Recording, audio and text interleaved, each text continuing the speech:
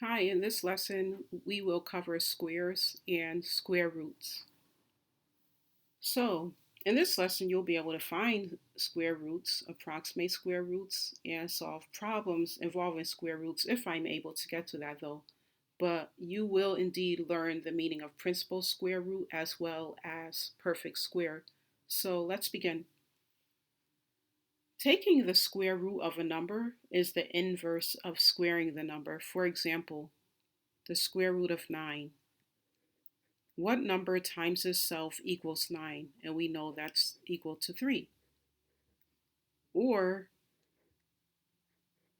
3 squared, because 3 times itself is equal to 9, right? So 3 times 3 is equal to 9.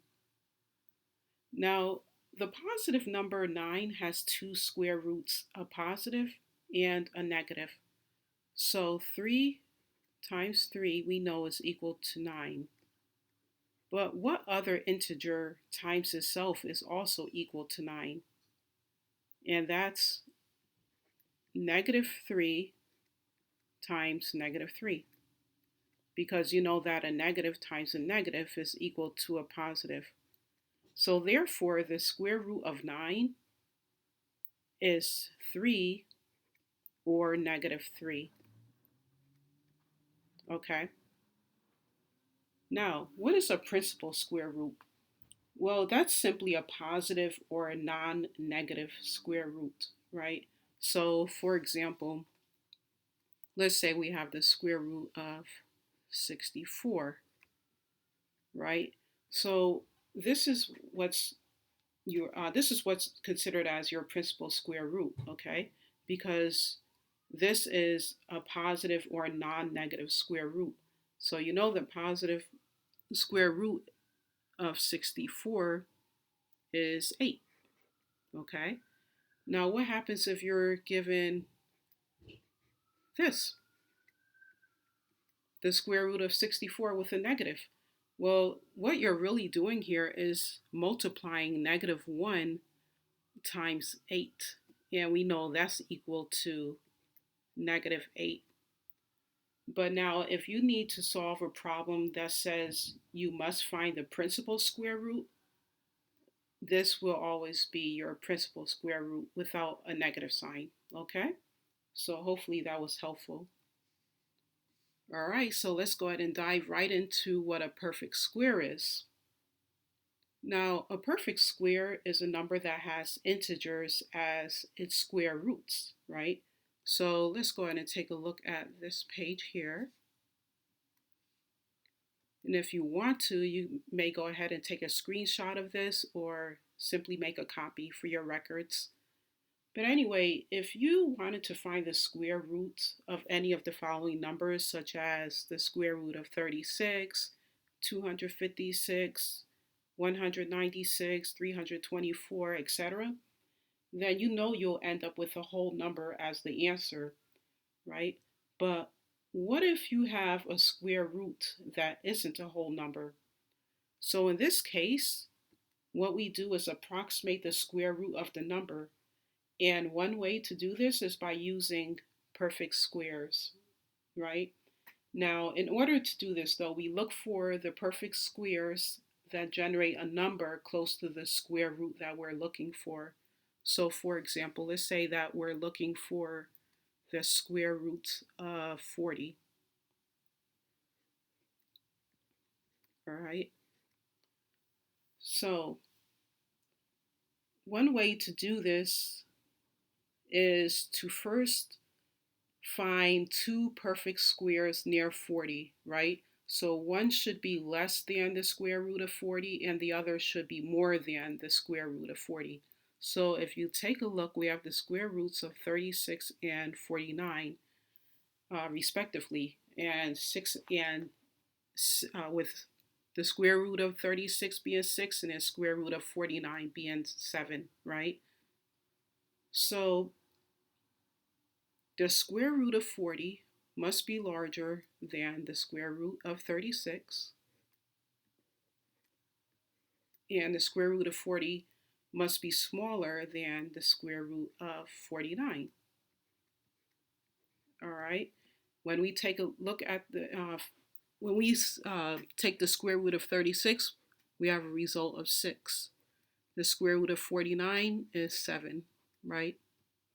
So we know that the square root of 40 will be 6 point something, all right? Because this answer will be between two consecutive integers, right? And consecutive just means in one after the other, all right? So 6 and 7, right? So that number or decimal number will be between 6 and 7, all right? So let's go ahead and determine how that is solved.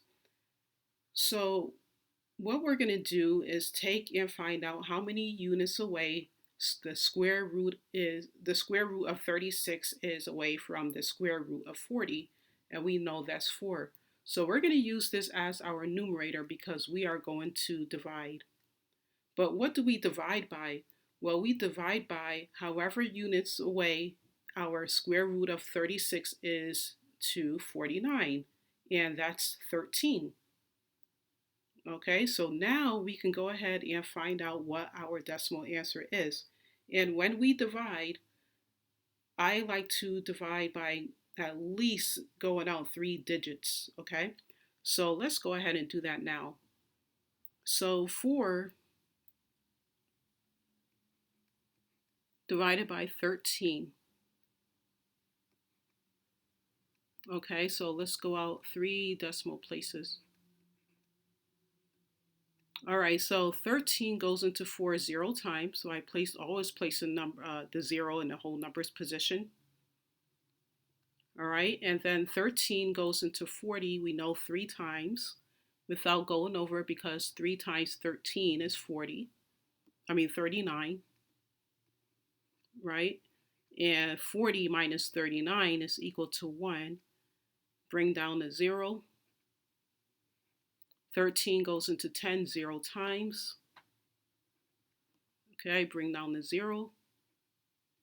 13 goes into 100 approximately 7 times because 7 times 13 is 91. So we'll go ahead and stop it right there. All right, so now what do we do with this 6?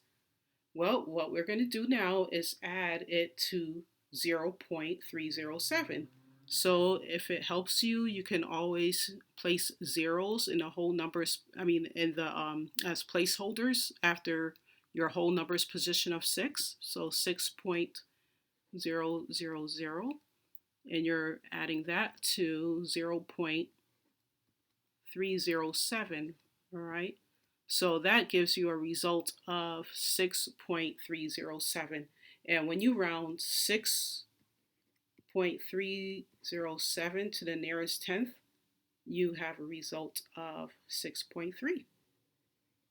Okay, so because the square root of 40 is between the square roots of 36 and 49, we can approximate the square root of 40 to be between 6 and 7, which is approximately 6.3.